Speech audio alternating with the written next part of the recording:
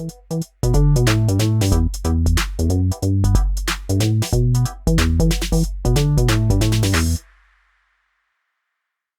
Thrivers, to this week's episode of Women Thriving in Business podcast. My guest today is Camille Nicita, who is the CEO of Gongos Inc. And I'm so delighted to have you with us here today. So welcome, Camille. Thank you so much, Nikki. It's a pleasure to be here with you. Great. So Camille, can you tell us about Gongos and also about your journey from being an intern there until now becoming the CEO? Yeah, thank you for asking. So Gongos is a client or customer centricity consultancy. So basically what that means is we work with our clients, mostly well-known household brands that you would know. So Fortune 500, Global 1000 companies, and we help them to truly understand their customers and really empathize with their customers and understand them as human beings so that they really know what drives them, what motivates them, what their needs are as humans.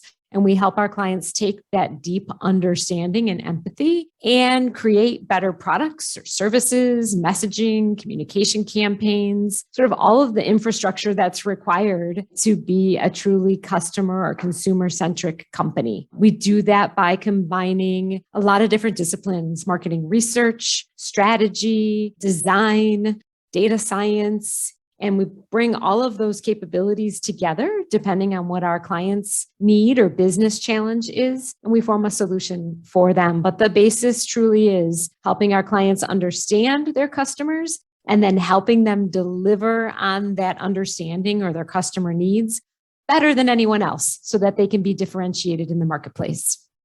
And I have been with Gongos for the 30 years that it has existed. We celebrated our 30th anniversary last fall, so October 1991. So I guess we're 30 and a half at this point. But I started at the company, as you mentioned, as an intern and have been with it for those 30 years. I have served in a variety of different positions within the company as we've grown it from what was 4 original employees to what is now close to 130 employees. And I became the CEO of the company in 2012. So 10 years ago.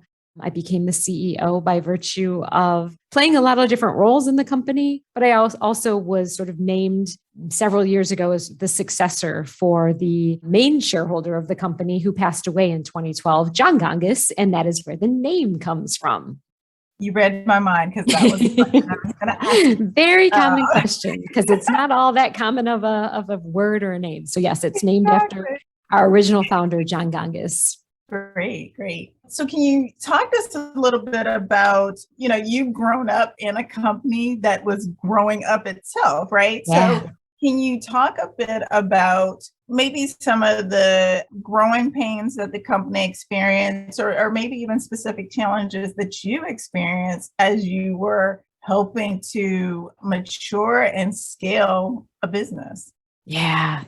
There's so many different directions I could take that question, right? You look at a business over a 30-year period of time, there certainly are periods of time where you can see, the growth trajectory, and then you plateau for a little bit and you figure out how you're then going to get it to go on to its next growth trajectory. But I can say that at the heart of anything that we've ever done as a company, there's always been this true focus, sort of taking our own advice that we would give our clients of really understanding our clients and what their needs are and how we can best serve those needs. And then also really understanding our employees and, the talent that is out there. And there's always been this true focus on a marriage between sort of the employees of Gongos or the employee experience and the customer or the client experience.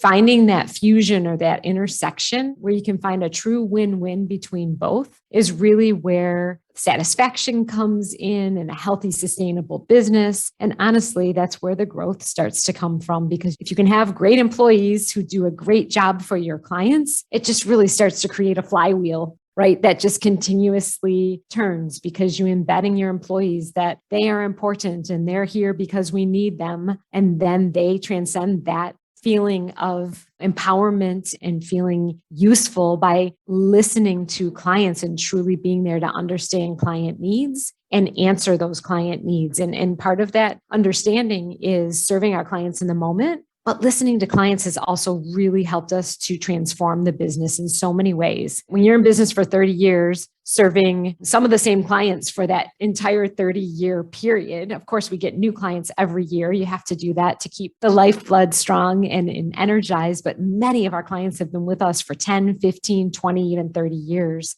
And I attribute that to the fact that we're constantly reinventing ourselves. We've got a core. We know what we do really, really well. But to keep clients interested and engaged for that long a period of time, you've really got to listen to them, pay attention to how their needs are changing, pay attention to how the marketplace or industries that they're serving are changing, and continuously bring new ideas. We like to call it fresh thinking that creates new value for our clients. That's sort of our form of, or articulation, I should say, of what innovation is. It doesn't have to be some whiz bang, crazy new concept or idea. Oftentimes it's an iteration of something that you're already doing really well, but you might put a new spin on it or modernize it a bit because of the changing needs of the marketplace today.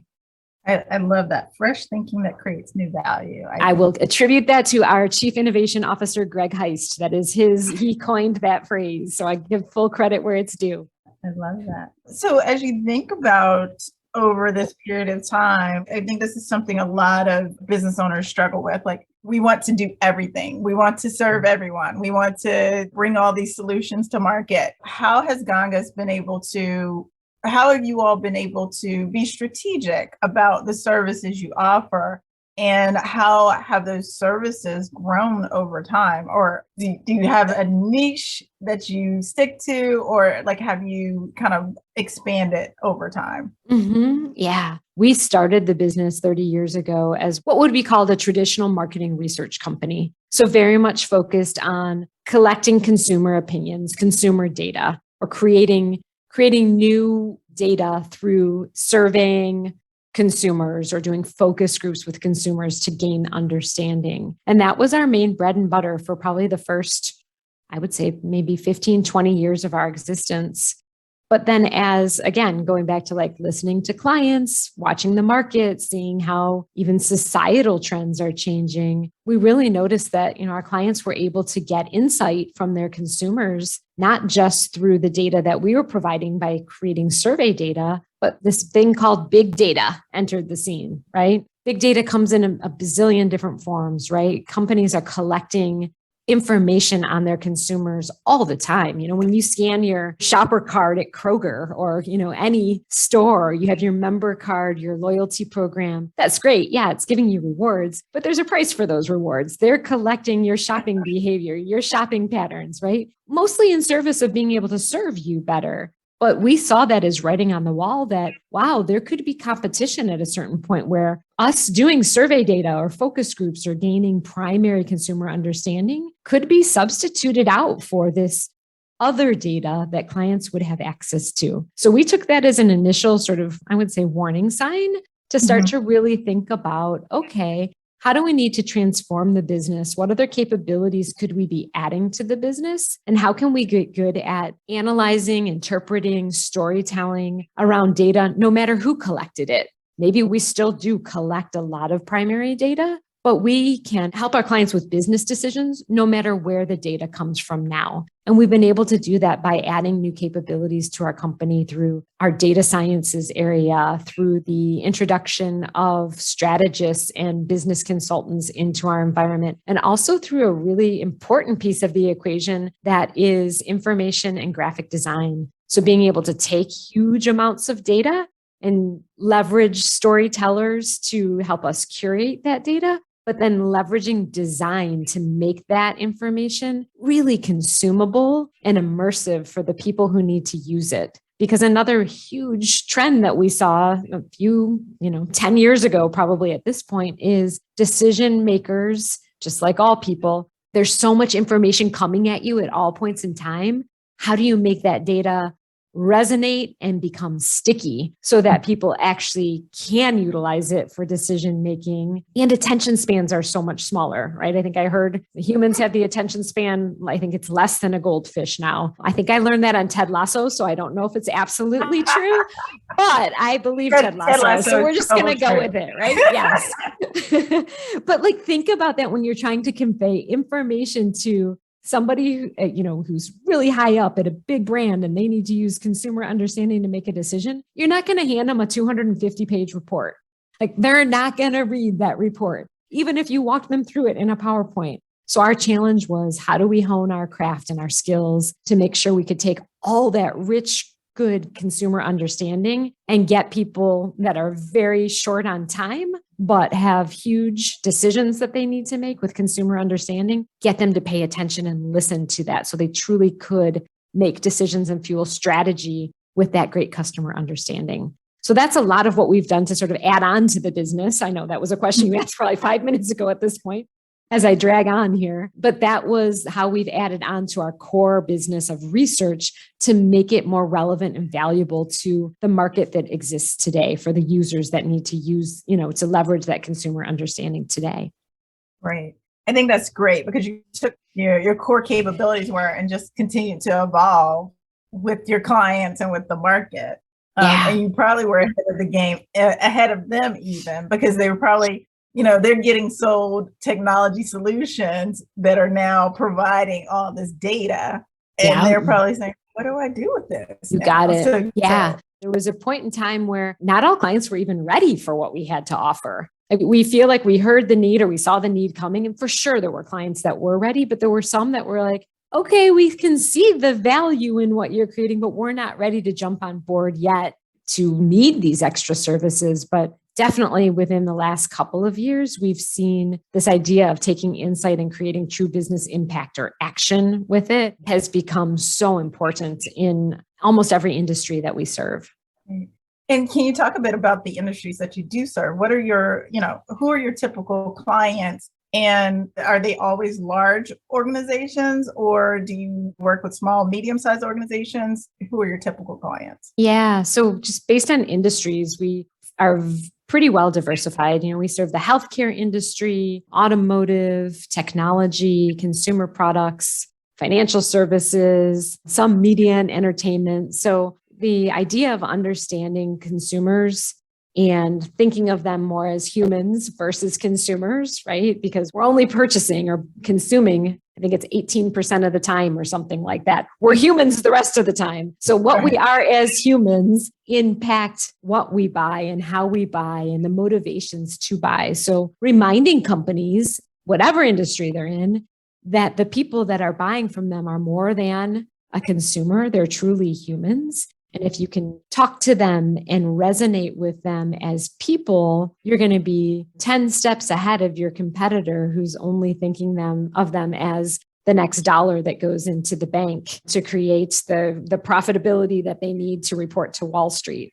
So our number one job in whatever industry we serve is really to get clients, brands to remember that the people that they are creating for are humans living a life that need their products and services, hopefully to create a true value exchange, right? If a company can create a great product and service, they get the value of that customer's money and loyalty, hopefully over time, but that customer is looking for value back, right? A product or service that truly meets their needs and creates the ability for them to thrive as human beings, whatever role they are in. So that allows us then to extend our services across many industries, across many different brands. And like I said, many of them are household names that you would recognize: Coca-Cola, Chick-fil-A, General Motors, Stellantis, Edward Jones, US Bank. So many, many different industries that we're proud to serve and clients that we're extremely proud to serve and to help with the value that we believe that we create. If you're a small business owner, what are some of the things, if they're not quite at the level to be able to bring in a company like Gongos, what are some of the insights that small businesses can track or be aware of so that it can help them think about their customers as humans and really promote their value out in the marketplace? Yeah, I think that's a great question, Nikki, because it sounds like the way that I've been talking about it, as we've talked together, it sounds like, well, gosh, you'd have to be a big brand or a big company to do something like this. I don't think that's true. I think the opportunity exists for any business, small, medium, and large, to take the time to truly understand their customers as people. And that's just having conversations, right? Having conversations with the people that are buying from you to truly understand, why are they buying from you? Why do they go to the competition when they go to the competition? What about what you're doing for them truly wows them or creates value? And what do you do that kind of ticks them off that, you could improve upon or do better? Do they have needs that nobody's fulfilling on right now? How can you help them better fulfill on those needs? Like those basic, fairly softballish questions, right, can be asked by any business owner to anybody that they are doing business with, to try to improve on what they're doing, to, again, think of their customer as more than just a customer and more as a human. Right. Love that. Thank you for sharing that. So I can imagine that when you started at Gongos as an intern, you didn't necessarily have a plan to stay Nope. for an extended period of time, right? So can you talk a bit about what has kept you there? You talked about the different roles that you played, but how did you end up at Gongos to begin with? And then what really has kept you there all this time? I started at Gongos. So the university that I went to, the University of Michigan, the program that I was in actually required us to do 2 internships to graduate. So we actually got credit for the internships. We got paid, we got credit, but we needed those internships to graduate. So it was up to us to either seek out an internship, or they provided options, companies to interview with to gain an internship. So took full advantage of that. And through my, the internship interview process, I was able to interview with a marketing research company. It was a different company before becoming Gongos. I actually joined John Gongos at this other company that I will not name as part of his team at that company. And I was there for I think the first 2 semesters of my internship. And he then decided he wanted to start his own company. And everyone, I think, needs, to have inexpensive labor when they start. So why not ask an intern to join? But no, he asked me to join him, me and myself and 2 other people, if we wanted to leave this particular company that we were at and join him in starting this new adventure. And at that point, I was 20, 21 years old. I didn't have any true responsibilities or anything to tie me down. So I thought, if I'm ever going to be this entrepreneur and start something from the ground up, now's the time. So, I joined him. We opened our doors in 1991. And I think what has kept me, and I know I'm a bit of an anomaly, when you tell someone you've been with the same company for 30 years, they kind of look at you with, are you an alien, or, are you a true person? Because it's so rare these days. But I believe what has kept me, and what's kept many people at Gongos, I'm not an anomaly here. We have many people at our company who've been here 10, 15, 20, 25 years. And I think part of the draw is that we attract very driven people that aren't satisfied with the status quo. So this company 30 years ago is not the same company now as it was then. And we've all had the ability to be empowered to make an impact on this company. We really value the idea of people putting their imprint on the company. And I think that's satisfying to people, right? To be able to see that they've actually made a difference, and to be able to point to things and say, like, hey, that was my idea, or I helped us to evolve in this way, or I hired this person that's now been here for 10 or 15 years, right? So there's that ability to put an imprint on something and to feel that satisfaction. But there's also the fact that it hasn't stayed the same. We're constantly becoming the next best version of ourselves as individuals. We create that kind of an environment here. And then if you take that, right, take people individually focused on becoming the next best version of themselves, and then you multiply that to the collective, imagine the momentum that you can feel with 130 people trying to become that next best version every day. And I think that feeds the spirit of the type of people that we hire, that are just like continuous learners, lifelong learners, people who are focused on continuous improvement. We can see, you can look back over the years and you can literally see how things improved or how things got better. And then as an individual, you can point at that and say, and I contributed to that, right? I contributed to this thing becoming what it is today. And me personally, that has been hugely fulfilling. And I think I'm speaking for a lot of the people that are with Gongos today or have been here for a long time. They see that too. And they find fulfillment with that. There's real satisfaction in it.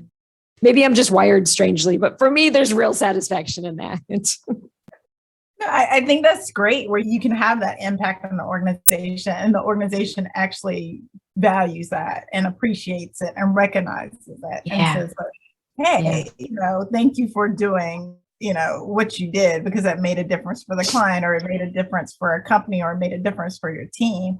And I think people love that positive reinforcement, right? Like it's appreciated, it's nurtured, and you're going to get noticed or it's just a part of the culture. So I love that. I love that. It is. It's so embedded in the culture. And the word you use, nurtured, is one that we use all the time because it's like, it's not necessarily about preservation because preservation means like you're stuck in time almost, right? Trying to keep things exactly how they were. We're very open to progress, right? Progress over perfection.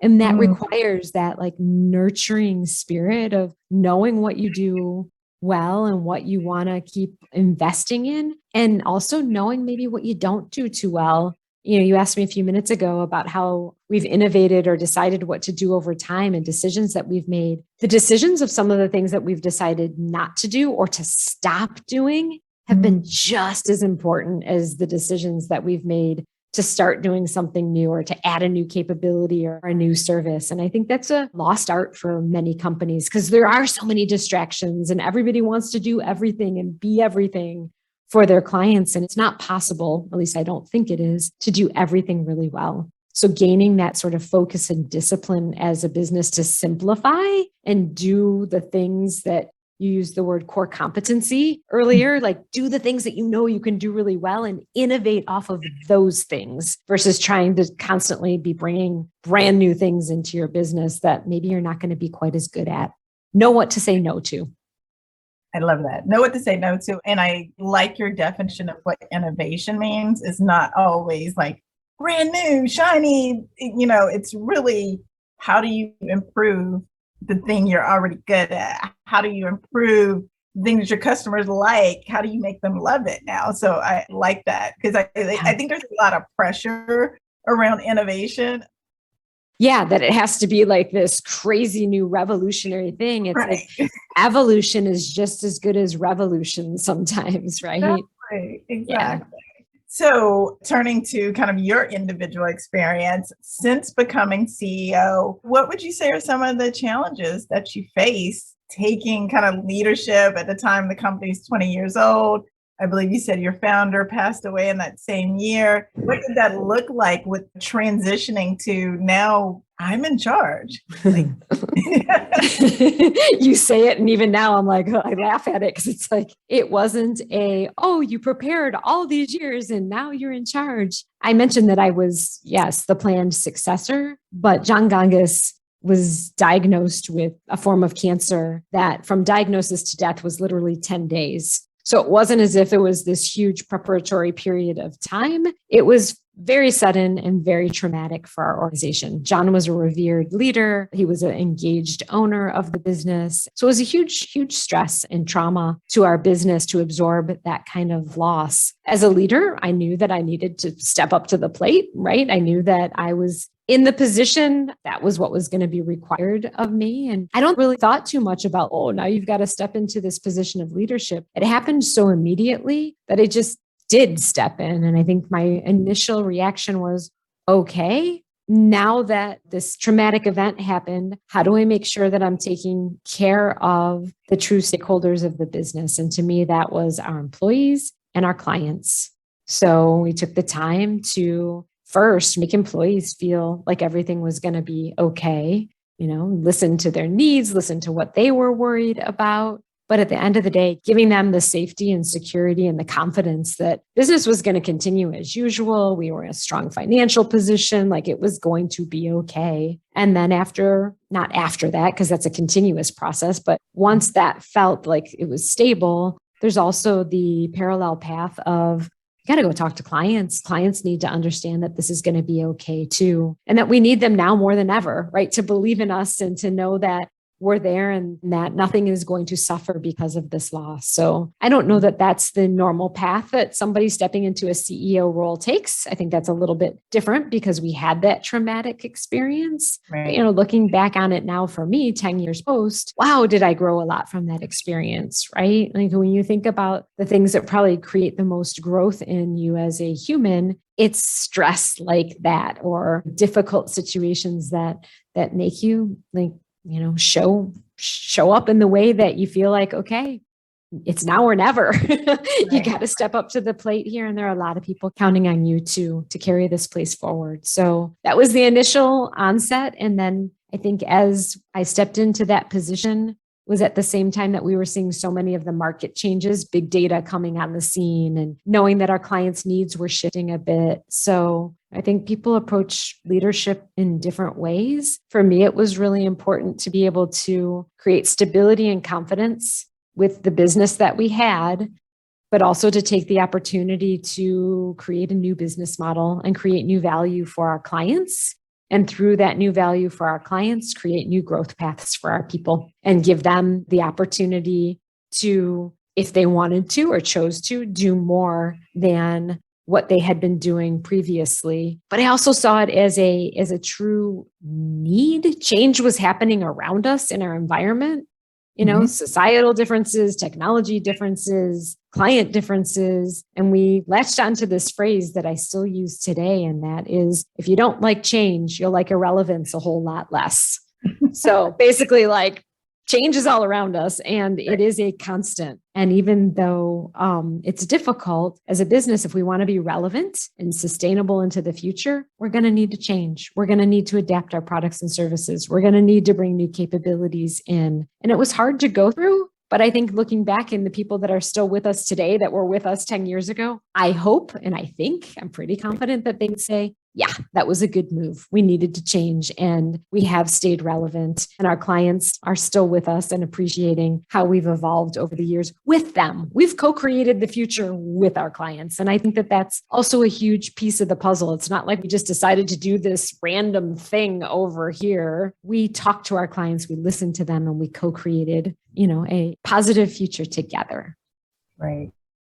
Great. As you think about over the last 10 years, are there any lessons learned or any, insights that you wish you had known 5 years ago, 10 years ago when you're stepping into the role? What are some of your true, lessons that you've learned in this process that as someone, if we think about small business owners, a lot of folks are solopreneurs could think about growing an enterprise. People, I think they find it challenging to step into the CEO role. And so what are some of your lessons for really embracing that role? And, maybe some of the things that either mistakes that you made or just things that you weren't aware of until you were in the midst of it.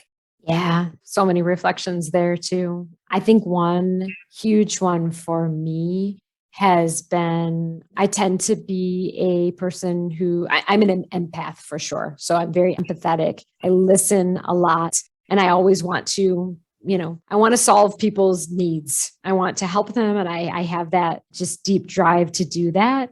And I think that one of the huge lessons learned is that you will never make 100% of the people happy 100% of the time. Focus on good looks like 80% of the people are happy 80% of the time. I think that's a huge lesson though, because at least I did put so much pressure on myself to try to make sure that all stakeholders are satisfied. And I think that focus on creating win-wins between people, right? And not on complete satisfaction of every party, because you'll never get there. It's a uphill battle that you'll never win. So I think being realistic about that is important. And I think that goes to maybe a second lesson, which is the importance of focusing on, and I may have said this earlier, but progress over perfection.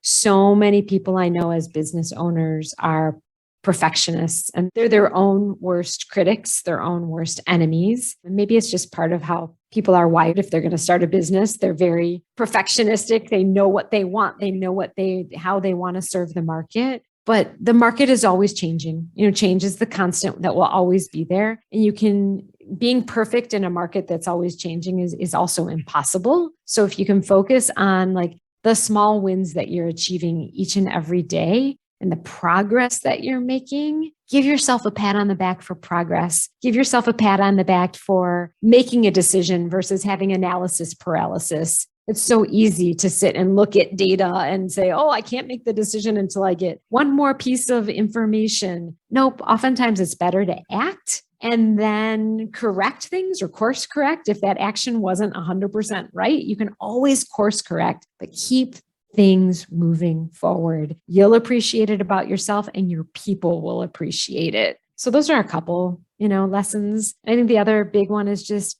always be open to learning, listening to your clients and listening to your employees. And they're on equal footing. And clients are super important, but man, you can't serve those clients if you don't have great employees to serve them and to focus on them. So both of those stakeholders, you need to listen to them constantly and don't think that you know better than they do, right? Be open to learning from them. And again, co-creating with both of those employees as well as your clients.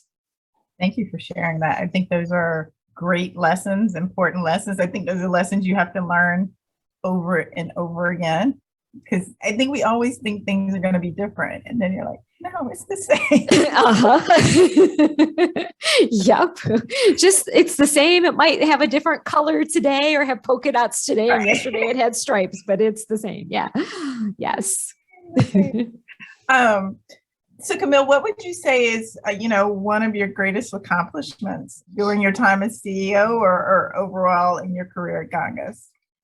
That's a good question. Maybe I will draw on an accomplishment being the balance between personal or family life and work life, right? The role of a business owner, the role of a CEO can easily become all consuming. And I feel like there's for sure points in time where you have to be more entrenched in one thing than another. But I would say an accomplishment has been the ability to have a thriving career, I will say successful business with a great team of people, while also raising 3 amazing kids. 2 are adults at this point, and I'm super proud of them. I have a very happy, healthy marriage and family life. And I think being able to balance both of those has been a true accomplishment in my eyes, because it's something that people struggle with. I know there are a lot of people around me that struggle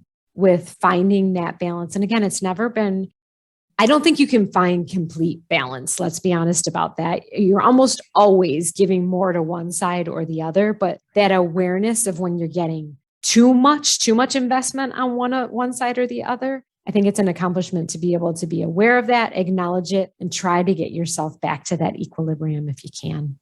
Right. I love that. And as you said, you have 3 children, and thinking about like children need things at different points in time. Oh my gosh. So it's like, you have to balance the time, attention, all that between multiple children. And, they'll let you know if yes. And so I think about that between like your personal and your business life is like, okay, knowing what is needed in a season, but always trying to come back to a center.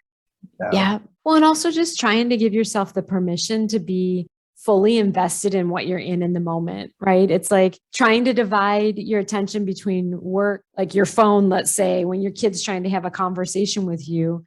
Right. That's not fair to either one, right? You're not giving your full attention to either. So you're not going to show up your strongest. You're trying to accomplish 2 things at once and you're really not accomplishing anything. So giving yourself permission to like, okay, my client needs me right now. Kids, I'm going to be doing this thing for the next 2 or 3 hours. When I'm done with that, I'll be back to you, but making sure you truly do get back to them and then invest in them and give them your full attention. Also, again, it's a give take. for sure. But people sometimes won't give themselves, myself, right? It's something I'm always working on, giving myself permission to be fully attentive to that thing that I'm in the moment.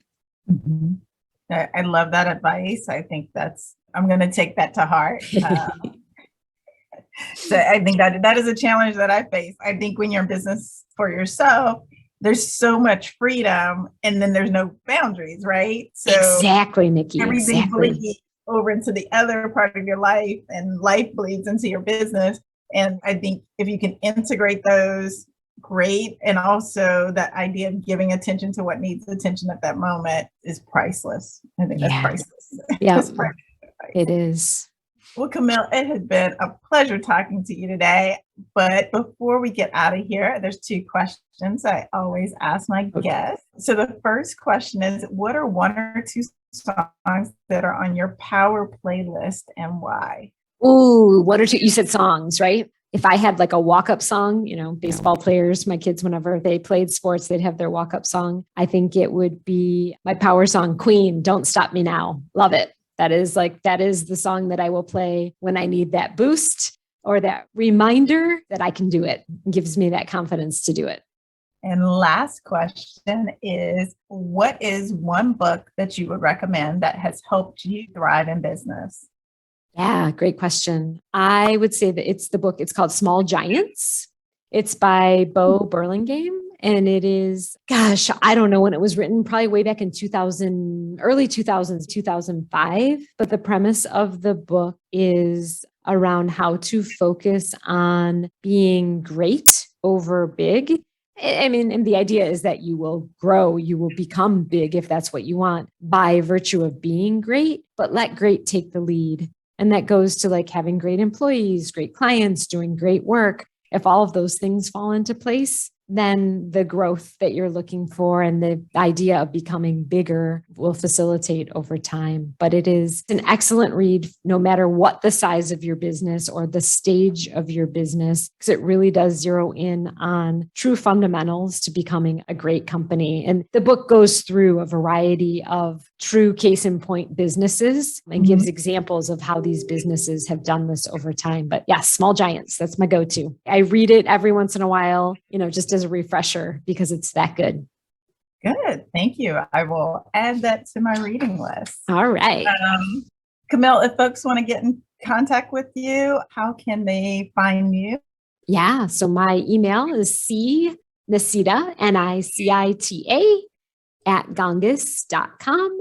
And I am on LinkedIn and we have a company website. So lots of different channels, but happy to converse and talk with people. Definitely a lifetime learner. And one of the best sources of learning is other people and their experiences. So absolutely. Great. Thank you. We will share all that information in the show notes. Camille, it has been a delight talking with you today. You've given me a lot to think about and some great advice. So I definitely appreciate that. And I look forward to seeing all the great things that you and Gongos are going to do in the future. Oh, thanks so much, Nikki. It's been a true pleasure. Thanks for having me. And yeah, your questions were a lot of fun. I had a lot of fun. Great. All right. Take care. All right. Thank you.